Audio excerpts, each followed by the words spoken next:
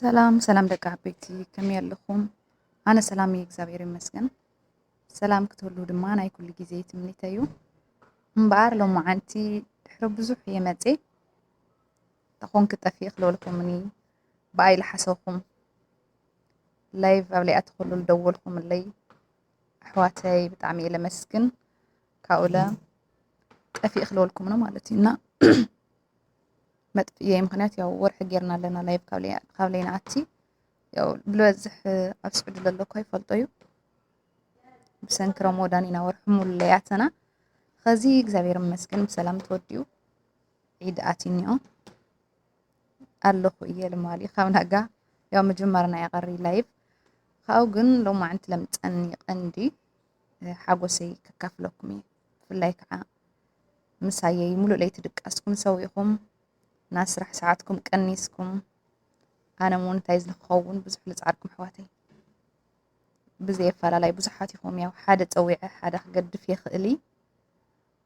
ብጣዕሚ እየ ከመስግነኩም ደሊ ባይዘይ ብዙሕ ሰብ እየ ከሲበ ኣነ ኣብ ዩቲብ ኣብ ኩሉ ዝጥቀሞም ነገራት ከም ኣብ ዩቲብ ዝኸሰብክዎ ሰብ የለይ ብጣዕሚ ትምህርቱ ሓልዮቱ ፍቅሪ ዝረኣኽሉ ደስ ዝብል በቃ ክስካብ ላይቭስ ሱስ ዝኮነኒ እየ ዝፈትየኩም ማለት እዩ ብፍላይ ኣብዚ መጀመርያ ሰፖርት ዝገበርኩም ንላዕየይ ኣብዚ ክቅዕል ገበርኩምኒ እና ሓሳብ ልበይ ሰሚሩለይ ኣጋጣሚ እግዚኣብሔር ይመስገን ተቐቢሉኒ ኣሎ ዩቲብ ማለት እዩ ስለ ዝገበርኩምለይ ሓልዮት ስለ ዋላ እኳ ኣነ ድቃስ መፂኒ ገዲፈዮ ንላዕየይ ምንቲ ሰዓት ክቆፅረለይ ኢልኩም ኮፍ ኢልኩም ትሓድሩ ነበርኩም ብጣዕሚ እየ ለመስግነኩም ብልበለፀ እግዚኣብሔር ይክፈለለይ ማለት እዩ ኣብ ትሕቲ ፈጣሪስ ዳርጋ ንስኻትኩም ኢኹም ሓጊዝኩምኒ ሳፖርት ጌርኩምኒ ጠንካራ ክኸውንና ኣብዚ ክበቅዕ ሰዓተይ ክመልእ ሳብስክራይበይ ካብ ዝደለኽዎ ብላዕሊ ንክኸውን ዝገበርኩም ንስኻትኩም ኢኹም እና ብጣዕሚ እየ ለመስግነኩም ካብኡ ከዓ ከይተናገርኩ ክሓልፍ ዝደሊ ማለት እዩ ብፍላይ ሓደሽቲ እኒኢኹም ዩቲበራት ከዚ ትመፁ ኣለኹም ገና ሞን ለይኮንኩም ኣሕዋተይ ኢለ ከምታ ለላ ብፍላይ ብሞር ሰዓት ብላይቭ ኢኻ ክትመልእ ትኽእል ብቪድዮ እንትን ስለለይኮነ መጀመርያ ቬሪፋይ ስለለይኮነ ስምና ወይ ቪድዮታትና ዋላ ፅቡቕ ስራሕ ሕማቕ ስራሕ ላብ ህዚ ክበቅዕ ይኽእል እዩ ብዙሕ እና ብላይቭ እየ ኣነ መልየዩ ዳርጋ ኣብ 3 ወርሒ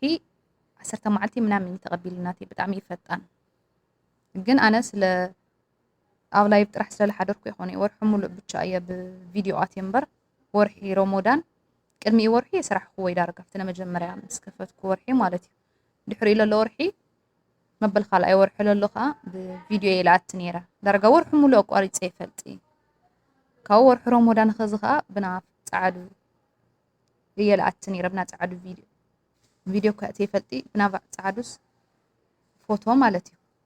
እናሻሎ እዩ ብጣዕሚ ሓጊዝን በርግፅ ዋላ ኣብቲ ቪድዮ ዝኣትየ ነበርኩ ብዙሕ ሰዓታት ይልበኒ ነይሩ ማዕሮ 7,000 ቪው ዝረኣየለይ ነይሩ ብጣዕሚ እዩ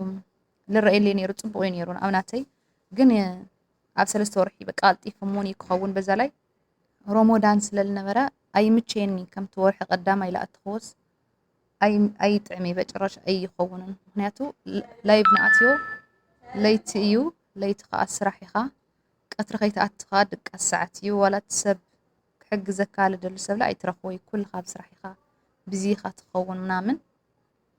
እና ብከምኡ ናፃዓዶ የእቲ ኮይነ ነይረ ኣነ ግን ናፃዓዶ ምቕባል ኣብዚ ከዚ ብጣዕሚ እዩ ዝቕበልሉ ዳርጋ ኩላትና ነእቱ ነበርና ሰባት ኩሉ ዳርጋ እሞ ኣነ ዝፈልጠን ለንጠረን ጓላት የለዋይ ግን ይበሃል ከምዚ ፃዓዱ ተጌርካ ትነጥር ኢኻ ግደፋ ገለ ተባሂለ ነይረ እየ ህዛነ ዕድለይ እየ ጀሚረዮ ያው ዕድለይ ከዓ የሓምቀ እግዚኣብሔር ይመስገን ተቐቢልኒ ማለት እዩ እና እዞም ሓደሽቲ ክብለኩም ደለኹ ከዓኒ እያንዳን በባዕልትና ማለት እዩ በባዕልትና ሓድሽ ዝሓድሽ ዝኾንካ ብሳብስክራይብ ይኹን ብላይቭ ይኹን ኣብ ዝሓለፉና ባዕሉ ላይክ ናገሩና ትኽእልና ባዕሉስ ለናባዕልና ለ ከምኡት ኮይና በባዕልትና ኢና ክንዓቢ ንኽእል እምበር ዩቲብ ዘይብሉ መቸም ክደገ መፅኡ ለኣና ክርደአና ይኽእል እዩ ስለዚ ካብኡ ኣርእስቲ ከዓ ዋላ ሰላምታት ኮይኑ ሃይ ተይልክነብ ዝላዕሊ ኣብቲ ታሕቲ ልክዕ ከምኡ ሓደ ዓይነት ክኸውን ኣሎ በዛ ላይ ከዓ እቲ መጀመርያ ኣነ ተጋጊ ነበርኩ ታዩ ሰዓት ኣመላልኣ ተኣትያሉ ሰዓት ብፍላይ ብሻት ስክሪን ብሻት ተኣትያ ትኾንክን ሰዓት ብደንብ ክመልእ ኣለዎ ማለት እዩ ኣርእስቲ ይብላ ነይረኒ ኣነ ግን ኣርእስቲ የመልእ ነይረ ስቑኢሉ ከዓ ተቐቢልኒ ማለት ኣርእስቲ ተገዳሲ የብሊ ኣነ ብና ባዕለይ ማለት እዩ እዚ ሰዓት ግን ብጣዕሚ የገዳሲ እና በዛ ላይ ለም ሰሚዕኹን እትኾና ይኹናና ሰላም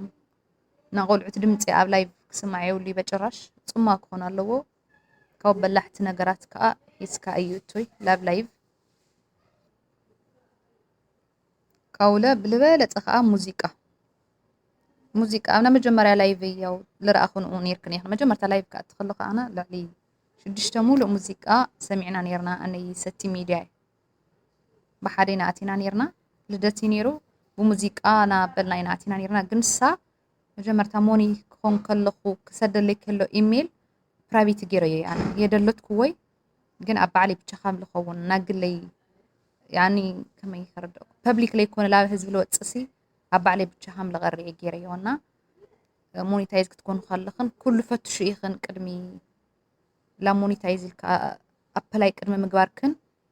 ኩሉ ፈትሹ ኢኽን ሙዚቃ ዝሓለፈ ከይህሉ ምናምን ኩሉ ረጋግፀ ኢኽን ካውለ ናማትና ቪድዮ ከዓ ክንፅዕን የብልናይ በጭራሽ ለምሳሌ መርዓና ሰብ ህዛን ልፃዓንክዎ ኣሎ እዩ ግን ካብ ዩቲዩብ ቶታል ኣውሪደ ይኾንኪ ፅዒነዮ ኣቀናቢረ ድምፀና ባዕለይ እትየ ኤዲት ገይረ ባዕለይ ኣስተኻኺለ ኩሉ ብፍላይ ና ቲክቶካት ቆሪፀ ምናምን ኢና ኮፕራይትም ሒዝና ይፈልጥ ያ ኣጋጣሚ እና ከምኡ ገበራ ይኽን ፈጣሪ ላይል ገበረለይ ይግበረልክን በድጋሚ ብጣዕሚ እየ ለመስግነኩም ኩለኹም ኣሕዋተይ ኣብዚ ዩቲዩብ ምሳይል ተሳተፍኩም ኩልኩም ሳፖርት ዝገበርኩምኒ ልኽጅምር መጀመርያ ለፑሽ ዝገበርክናኒ ኣሕዋተይ ከይሓሰብኩ እየ ጀሚረ ኣነ ዩቲዩብ ሓቂ ዘረባ ንኸምኡ ክገብር ለልደፋእፍንክናኒ ኣሕዋተይ ብጣዕሚ እየ ለመስግነክን ቴንክ ዩ ሶ ማች እና ሓድሽቲ ዝኾንክን ሳብስክራይብ ገበሪኹም ፋሚሊ ልነበርኩም ለ ሼር ኮመንት ሳብስክራይብ ኣይትሕመቑ ኢኹም ኣሕዋተይ ካብ ገዲም ፅቡቅ ቪድዮ ሒዘ ክመፅእ ያው ሞኒታይዝ ኮይኑ ኣለኹ ይመችኹም